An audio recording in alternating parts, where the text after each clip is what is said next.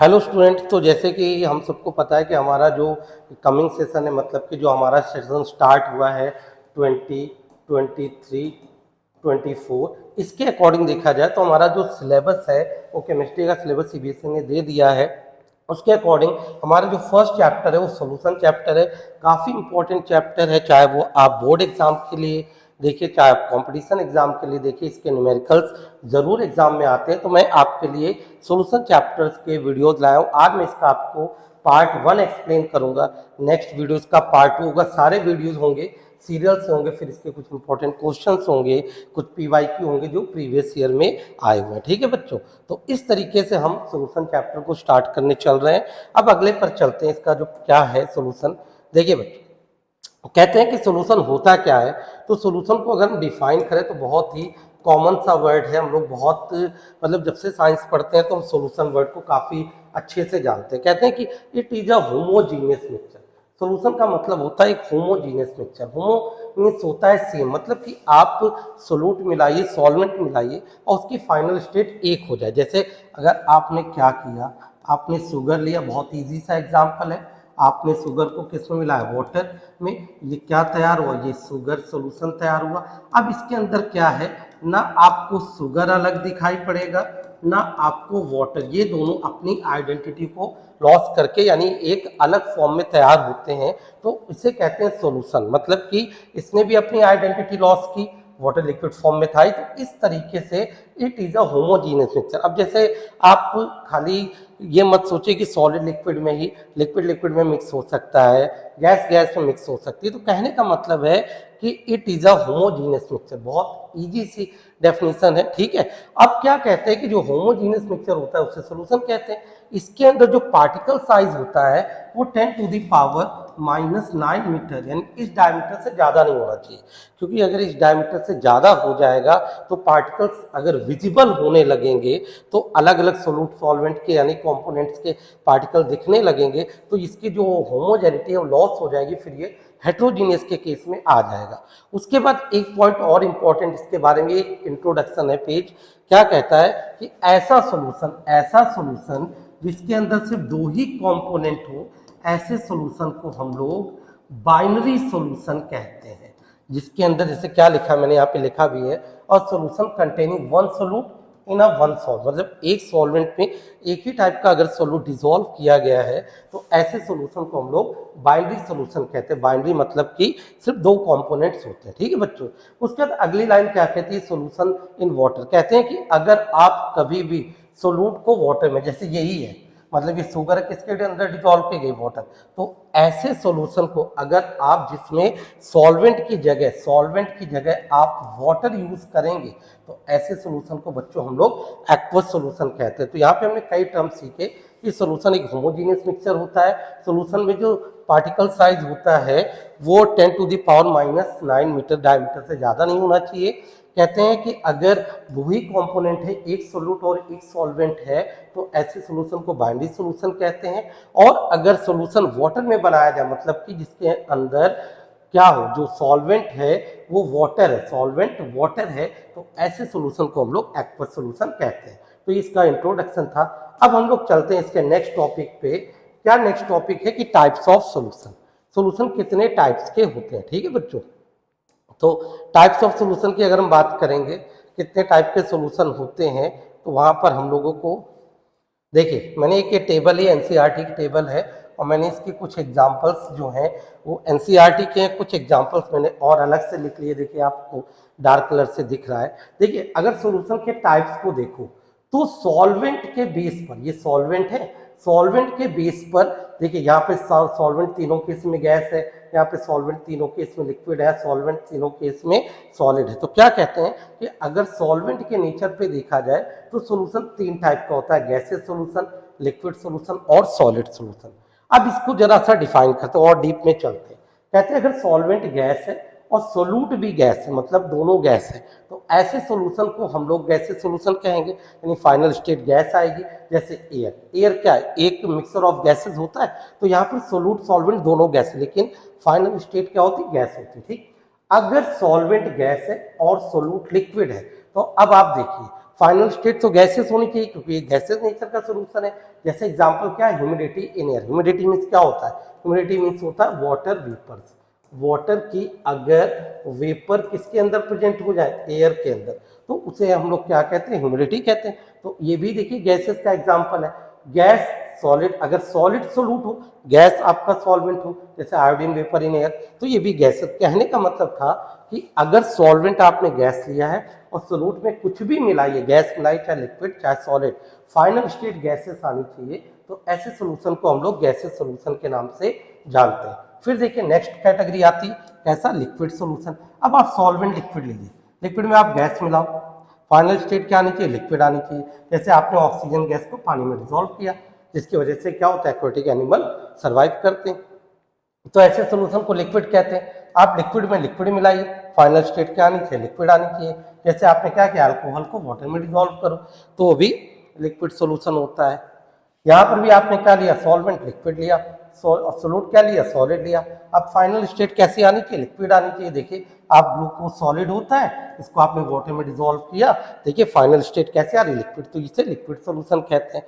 Solid solution की बात करिए, आप क्या करोगे, सॉल्वेंट सॉलिड होगा। अब अगर आप सॉलिड में गैस मिलाओ, सॉलिड में लिक्विड मिलाओ, सॉलिड में सॉलिड मिलाओ, फाइनल स्टेट सॉलिड आनी चाहिए। तो ऐसे सॉल्यूशंस को हम लोग सॉलिड सॉल्यूशन कहते हैं। तो by the nature of solvent solution 3 type के थे। ये चार्ट आपकी एनसीईआरटी में भी दिया है, आप एनसीईआरटी से भी इस चार्ट को अच्छे से पढ़िएगा और इसके एग्जाम्पल से याद करिएगा। कभी कभी पूछ भी देते हैं एग्जाम में कि क्या बताइए किस टाइप का सोल्यूशन है, तो आप इस टेबल को अच्छे से पढ़ लीजिएगा। ठीक है बच्चों, क्या है टॉपिक, कहता है कि expressing the concentration of solution. Solution के कॉन्सेंट्रेशन को हम किस किस टर्म से एक्सप्रेस करते हैं, यानी किस किस टर्म से हम इसके सोल्यूशन के कॉन्सेंट्रेशन को मेजर कर सकते हैं। ठीक है बच्चों, तो इसमें से सबसे पहला टॉपिक है that is molarity. First is the molarity. क्या होती है मोलैरिटी, मैं फॉर्मूला लिख के बताता हूँ, डेफिनेशन लिखी है। मोलैरिटी इज इक्वल टू होता है एन अपॉन वी, और वी किस में यूज किया जाता है, लीटर में। यहाँ पर एन क्या होता है, number of moles, number of moles of solute, number of moles of solute, and V जो होता है वो होता है बच्चों volume of solution, volume of solution in litre. V क्या होता है, volume of solution in litre. अगर आपको n नहीं पता है तो आप n ऐसे भी कैलकुलेट कर सकते हैं। n का फॉर्मूला होता है W/m। यहाँ पे जो W होता है वो होता है given mass of solute, W होता है गिवन मास ऑफ सोल्यूट, और जो m होता है वो होता है बच्चों molar mass of solute, molar mass of solute. तो अगर आपको n नहीं गिवन है तो आप W/m के फॉर्मूले से n की वैल्यू कैलकुलेट कर दें। अगर n की वैल्यू को यहाँ पे रिप्लेस करेंगे तो मोलैरिटी इक्वल टू बनेगी, जैसे फॉर्मूला लिखा था n/v, n की जगह क्या रख दिया, W/mv। तो मोलैरिटी इक्वल टू ये भी फॉर्मूला बनेगा W/mv। ठीक है, अगर हम इसकी यूनिट की बात करें, यूनिट ऑफ मोलैरिटी की बात करें, तो अब आप बताइए n क्या है, मोल्स है, ठीक है, ये v क्या है, वॉल्यूम है, वॉल्यूम किस में है, लीटर में है, तो इसकी यूनिट बनती है मोल लीटर इनवर्स। क्या बनती है, मोल लीटर इनवर्स। तो इसके अकॉर्डिंग अगर हम डिफाइन करते हैं, जो यहाँ पे डेफिनेशन लिख रखी, क्या कहता है कि the number of moles, the number of moles of solute present in 1 litre of solution, यानी कि 1 लीटर सोल्यूशन में जितने भी सोल्यूट के मोल्स प्रेजेंट होते हैं उसे हम लोग मोलैरिटी कहते हैं, और इसको हम लोग m से डिनोट करते हैं। जैसा कि मैंने आपको इसका फॉर्मूला भी बता दिया, ये होता है, अगर आपको n नहीं पता है तो आप W/m से निकाल के या यहाँ पर आप रख देंगे तो आपका n की वैल्यू भी सॉल्व हो जाएगी। तो ये हमारा पहला टॉपिक था, कॉन्सेंट्रेशन।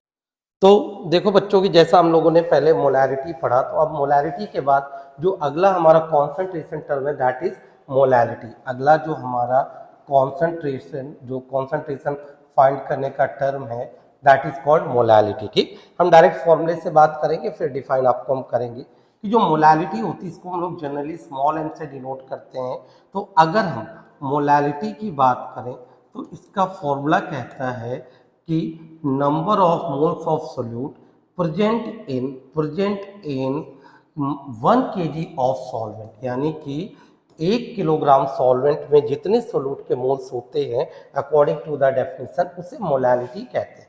ठीक है। फिर वही बात आती है कि नंबर ऑफ मोल्स कैसे निकालते हैं, अगर नहीं पता है तो नंबर ऑफ मोल्स निकालने के लिए हमारे पास फॉर्मूला होता है कि गिवन मास किसका, सोल्यूट का, upon molar mass of solute. यहाँ से हम लोग क्या कर सकते हैं बच्चों, यहाँ से हम लोग फाइंड कर सकते हैं n की वैल्यू, फिर n की वैल्यू को अगर हम यहाँ पे रिप्लेस कर देंगे तो हमारी मोलालिटी निकल आएगी। इसकी अगर हम यूनिट की बात करते हैं, यूनिट ऑफ मोलालिटी, तो क्या कहते हैं, जो n होता है, n की यूनिट तो मोल हो गई, इसकी क्या होगी, मास की किलोग्राम, तो हम इसको कह सकते हैं मोल केजी इनवर्स। इस तरीके से हम इसकी यूनिट पता लगा सकते हैं। तो मोलालिटी को अगर हम डिफाइन करें अकॉर्डिंग टू फॉर्मूला तो क्या कहते हैं कि the number of moles of solute present in 1 kg of solvent is called the molality. ठीक, फिर क्या होता है बच्चों, कभी कभी पूछ देते हैं कि जैसे आपने दो तो टर्म यहाँ पे पढ़े कॉन्सेंट्रेशन के, आपने एक को क्या पढ़ा, आपने एक पढ़ा मोलैरिटी, एक आपने पढ़ा मोलैरिटी और दूसरा आपने पढ़ा मोलैलिटी। कह देते हैं वो, कभी भी कोई क्वेश्चन पूछ सकता है आपसे कि बताओ which is the better representation of the concentration, concentration को कौन बेटर रिप्रेजेंट करता है, तो आपका आंसर होगा मोलैलिटी। मोलैलिटी क्या होती है, better representation of concentration, because जो मोलैलिटी होती है ये टेम्परेचर डिपेंडेंट होती है, ये टेम्परेचर डिपेंडेंट होती है, मतलब कि टेम्परेचर के साथ साथ इसकी वैल्यू चेंज हो सकती है। मोलैरिटी होती है ये टेम्परेचर इंडिपेंडेंट होती है, यानी इस पे टेम्परेचर का कोई फर्क नहीं पड़ता। तो अगर बेटर कॉन्सेंट्रेशन की बात की जाए तो वो मोलैलिटी होता है। तो इस तरीके से हमने पहले मोलैलिटी का पता लगाया, फिर हमने मोलैलिटी का पता लगाया। ठीक है, अब हम नेक्स्ट पे चलते हैं। नेक्स्ट हमारा जो आता है कॉन्सेंट्रेशन का टर्म, दैट इज बहुत इजी है, क्लास 9 से हम लोग इसको पढ़ते चले आ रहे हैं और इसका नाम हम लोगों ने पढ़ रखा है, that is the mass percentage. ठीक, अब मास परसेंटेज होता क्या है, जैसे मैं अगर ये तो आपके पास मैंने फॉर्मूले डायरेक्ट लिख भी रखे हैं कि मास परसेंट अगर निकालना होता है तो हम लोग क्लास 9 से जानते हैं कि मास ऑफ सोल्यूट को आप ऊपर रख दो, नीचे मास ऑफ सोल्यूशन रख दीजिए आप, ठीक है, और इनटू क्या कर दीजिए 100 कर दीजिए, तो यहाँ से आप मास परसेंटेज निकाल सकते हैं। अब क्या होता है, जैसे आपने लिखा है mass percentage weight by weight, यानी W/W क्या कहता है कि वेट बाय वेट। ठीक, यानी कि ऊपर हम क्या रखेंगे, मास रखेंगे किसका, कंपोनेंट का, यानी इसका मास परसेंटेज निकालना है, नीचे टोटल मास रखेंगे, परसेंटेज की बात है तो मल्टीप्लाई किससे करेंगे, 100 से करेंगे। अब नीचे क्या लिखा है, वॉल्यूम बाय वॉल्यूम, यानी कि यहाँ पर वॉल्यूम परसेंट निकालना है, तो हम क्या करेंगे, जिसका भी कॉन्सेंट्रेशन निकाल रहे हैं उसका वॉल्यूम ऊपर रखेंगे, सोल्यूशन का वॉल्यूम नीचे रखेंगे, इंटू 100 कर देंगे। यहाँ पर क्या लिखा है, W/V, मतलब कि मास वॉल्यूम परसेंट, तो जो कंपोनेंट है यानी इसका कॉन्सेंट्रेशन निकालना है उसका मास ऊपर रखेंगे और नीचे सॉल्यूशन का वॉल्यूम रखेंगे ml में। ठीक है, तो बच्चों इस तरीके से हमारा क्या होता है, इस तरीके से हम लोग मास परसेंट को निकाल सकते हैं। इसके 3 टर्म होते हैं कि मास बाय मास में पूछा जा सकता है, वॉल्यूम में पूछा जा सकता है, या मास वॉल्यूम के फॉर्म में भी पूछा जा सकता है। तो ये जो हमने सीखा ये था हमारा तीसरा, that is the mass percentage. ये क्लास 9 से हम लोग पढ़ते चले आ रहे हैं। नेक्स्ट पे आते हैं हम लोग बच्चों, अगला, दैट वेरी इंपॉर्टेंट, बहुत ही इंपॉर्टेंट है ये, और इसको हम लोग कहते हैं mole fraction. This is called mole fraction. ठीक है, क्या होता है मोल फ्रैक्शन, हम लोग बात करते हैं मोल फ्रैक्शन की, जरा आप लोग देखिएगा अच्छे से। ठीक है, मोल फ्रैक्शन जो होता है बच्चों, मोल फ्रैक्शन को हम लोग, एक ये सिंबल होता है एक्स की तरह, इसे एक्स नहीं कहते, दिस इज कॉल्ड काई, ये ग्रीक वर्ड होता है। ठीक है, इससे मोल फ्रैक्शन को रिप्रेजेंट करते हैं। अब हम जब मोल फ्रैक्शन को पढ़ेंगे तो हम पहले आपको इसका फॉर्मूला बताएंगे, फिर डिफाइन करेंगे कि फॉर्मूले से आपको डेफिनेशन ईजी हो जाएगी।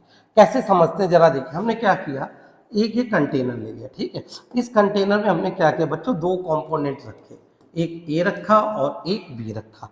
हमने क्या किया, जो ए है, एक का इसके नंबर ऑफ मोल्स को एन कर दिया और इसके नंबर ऑफ मोल्स को कैपिटल एन कर दिया। मतलब हमने एक कंटेनर लिया, उस कंटेनर में हमने 2 कंपोनेंट रखे, एक ए रखा एक बी रखा।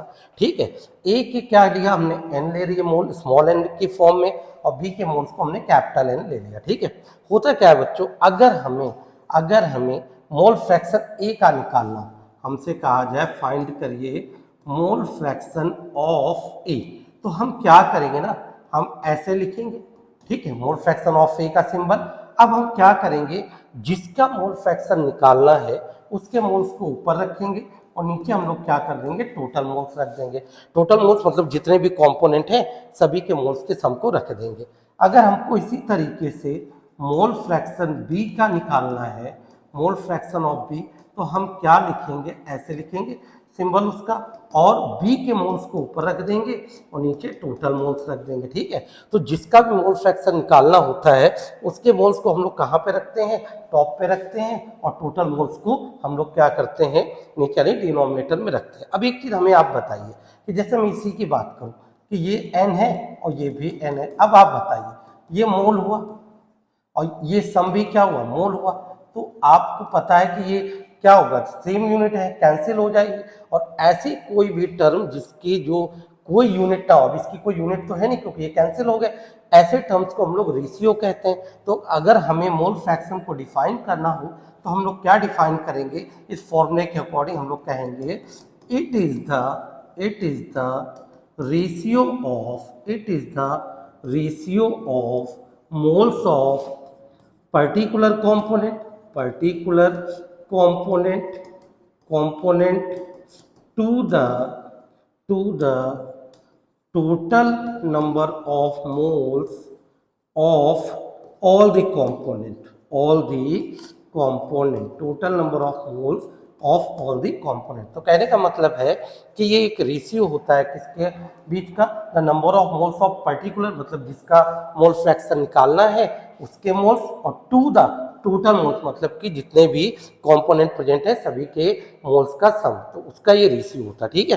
तो इस मीन्स अगर हम देखें तो इस तरीके से जो मोल फ्रैक्शन होता है, जो मोल फ्रैक्शन होता है, mole fraction is a unitless, क्योंकि यूनिट तो कैंसिल हो गई, यूनिटलेस कह सकते हो या आप डायमेंशनलेस, बात एक ही होती है, डायमेंशनलेस, तो ये यूनिटलेस क्वांटिटी होती है या इसको हम लोग डायमेंशनलेस क्वांटिटी भी कहते हैं, ठीक है। तो मोल फ्रैक्शन की कोई भी यूनिट नहीं होती। अब आप बताइए कि जितने भी इसके अंदर कंपोनेंट थे, मान लीजिए इसके अंदर दो कंपोनेंट थे, किसी में दो से ज्यादा हो सकते हैं, किसी में दो से मतलब बहुत हो सकते हैं, 4 5 6 7, तो क्या कहते हैं कि चाहे जितने भी कंपोनेंट हो, चाहे जितने भी कंपोनेंट हो, सभी के जो मोल फ्रैक्शन का सम होता है, सभी के जो मोल फ्रैक्शन का सम होता है वो 1 होता है। जरा हम देखते हैं कैसे होता है। मैंने क्या कहा, मैंने कहा कि जितने भी कंपोनेंट हो, यहाँ पे दो कंपोनेंट थे, हम क्या करें, दोनों के मोल फ्रैक्शन को लिखते हैं। तो यहाँ पर इसके मोल फ्रैक्शन का फॉर्मूला ये था, इसके मोल फ्रैक्शन का फॉर्मूला ये था, ठीक है। हमने क्या किया, हमने एलसीएम लिया, ये एलसीएम आया, ये ऊपर प्लस हो गया, कैंसिल हो गया, आंसर कितना आ गया, 1 आ गया। तो हम क्या कहते हैं कि the sum of mole fraction, the sum of mole fraction of all the component is 1। हम क्या लिखेंगे कि sum of mole fraction of all the component is 1, यानी कि जितने भी कंपोनेंट होते हैं सभी के मोल फ्रैक्शन का सम जो होता है वो 1 होता है। तो बच्चों एक हमारा कॉन्सेंट्रेशन का टर्म ये भी हमारा कंप्लीट होता है, ठीक है। तो बच्चों जिस तरीके से हम लोगों ने मोलारिटी पढ़ लिया, मोलालिटी पढ़ लिया, मास परसेंटेज पढ़ लिया और मोल फ्रैक्शन पढ़ लिया, अब हम नेक्स्ट कॉन्सेंट्रेशन के टर्म में आते हैं। तो ये आपने इसको क्लास 11th में थोड़ा सा इसको जरूर आपके टीचर ने पढ़ाया होगा क्योंकि एनसीईआरटी में इस पर एक क्वेश्चन दिया है, ठीक है बच्चों। तो इसको हम लोग, ये एक नया कॉन्सेंट्रेशन का टर्म है, इसको हम लोग कहते हैं पार्ट्स पर मिलियन, पार्ट्स पर मिलियन। नाम से ही क्लियर है कि यहाँ पर मिलियन का यूज होना होता है, और मिलियन का मीन्स होता है 10 लाख, मतलब कि 10 की पावर 6 होता है। तो क्या कहते हैं पार्ट्स पर मिलियन को हम लोग शॉर्ट में पीपीएम के नाम से भी बच्चों जानते हैं। ये होता क्या है, कहते हैं कि जब कभी भी सोल्यूट बहुत कम क्वांटिटी में प्रेजेंट हो, मीन्स वेरी डाइल्यूट सोल्यूशन हो, कहते हैं कि when a solute is present in very trace quantity या very small quantity, then the concentration is represented in the ppm। जब सोल्यूट का amount as compare to solvent बहुत कम होता है, मतलब कि वेरी डाइल्यूट सोल्यूशन होता है। अगर हम इसको देखें, मान लीजिए सोल्यूट के मोल स्मॉल एन है और सॉल्वेंट के मोल कैपिटल एन है, तो जो सॉल्वेंट के मोल्स हैं वो सोल्यूट के मोल के कंपेयर में बहुत ज़्यादा है, तो ऐसे सोल्यूशन को हम लोग वेरी डाइल्यूट कहते हैं। और इसके कॉन्सेंट्रेशन को हम लोग मेजर करते हैं जिस टर्म में, उसे पार्ट्स पर मिलियन कहते हैं, या शॉर्ट में इसको हम लोग पीपीएम भी कहते हैं। यहाँ पर जो फॉर्मूला होता है पीपीएम का, वो जैसे हमको जिसका भी कॉन्सेंट्रेशन निकालना है उसका मास ऊपर रखेंगे, नीचे सॉल्यूशन का मास। हम लोग अभी तक क्या करते थे, जब परसेंटेज निकालते थे तो हम लोग मल्टीप्लाई किससे करते थे, 100 से, लेकिन हम यहाँ पर मल्टीप्लाई किससे करेंगे, 10 की पावर 6 से। 10 की पावर 6 जो होता है इसको मिलियंस कहते हैं, यानी ये 1 मिलियन के बराबर होता है, तो इसीलिए इसका नाम बनता है पार्ट्स पर मिलियन। तो कहने का मतलब है जब सोल्यूट बहुत कम होता है एज कंपेयर टू सॉल्वेंट, तो हम लोग कॉन्सेंट्रेशन पीपीएम के फॉर्म में फाइंड आउट करते। ठीक, आपका जो एटमॉस्फेरिक पोल्यूशन है, जो एटमॉस्फेरिक पोल्यूशन होता है, वो बच्चों वो हमारा पीपीएम में ही फाइंड आउट किया जाता है। मतलब कि आपको पता है एटमॉस्फेयर में गैस बहुत लार्ज है, उसके अंदर कोई पोल्यूटेंट गैस थोड़ा सा प्रेजेंट हो गई, तो वो pollutant gas as compare to whole air के कंपेयर में बहुत कम है, इसलिए हमारा जो एटमॉस्फेरिक पोल्यूशन होता है वो पीपीएम में ही फाइंड आउट किया जाता है। तो इस तरीके से हमने एक कॉन्सेंट्रेशन टर्म और फाइंड किया, दैट इज कॉल्ड पार्ट्स पर मिलियन। ठीक है बच्चों।